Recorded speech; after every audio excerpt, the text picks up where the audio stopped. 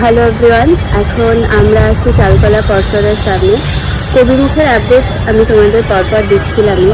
তো যখন প্রথম প্রেসে কাজ শুরু হলো তখনও আপডেট দিয়েছি, জানিয়েছি।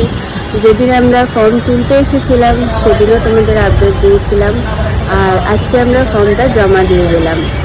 এখনও তোমাদেরকে আপডেটটা দিলাম। প্রেসে তো কাজ চলছেই, ওখানে যেদিন আমরা ফার্স্ট প্রুফ আনতে যাব সেদিনও তোমাদের আপডেট দেবো। তো যাই হোক, ঠাকুরের নাম নিয়ে ঈশ্বরকে স্মরণ করে আবার আমাদের কাজ নতুনভাবে শুরু হলো। তোমরাও প্রার্থনা করো সব কাজ যেন ভালোই হয়ে যায়। দেখতেই পাচ্ছি আমার পেছনে এই যে রাজ্য চারুকলা পর্ষদ, আমি এর সামনে দাঁড়িয়ে তোমাদের সাথে আপডেটটা শেয়ার করলাম। তো চলো, এরপর আশা করছি সব ভালো হবে। আচ্ছা, সম্পাদককে আমি একবার জিজ্ঞেস করি যে ওর কীরকম মনে হচ্ছে। কবিমুখের কাজ আবার নতুনভাবে শুরু হলো, আজকে ফর্মও জমা দেওয়া হলো। সম্পাদকের প্রতিক্রিয়া কেমন, ফিলিংস কেমন?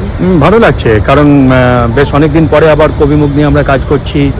এবং আজকেই আমরা যে পশ্চিমবঙ্গ সরকারের এই রবীন্দ্র সদন নন্দন চত্বরে রাজ্য চারুকলা পর্ষদ এখানে যেরকম অনুষ্ঠান করার জন্য আমরা ফর্মটা আজকে জমা দিচ্ছি। এবং আমরা যেটা করতে চাইছি, জানি না কী হবে, সেটা হচ্ছে একটা জাতীয় কবিতা উৎসব। অর্থাৎ বিভিন্ন রাজ্য থেকে কবিরা আসবেন সেখানে। এরকম একটা বিভিন্ন রাজ্যের কবিদের সঙ্গে ইতিমধ্যেই যোগাযোগ আমাদের হয়েছে, অসম, ত্রিপুরা, ঝাড়খণ্ড। তো এটা জানি না কী হবে, তবে একটা বিরাট কর্মকাণ্ড, এটা আমরা চেষ্টা করছি।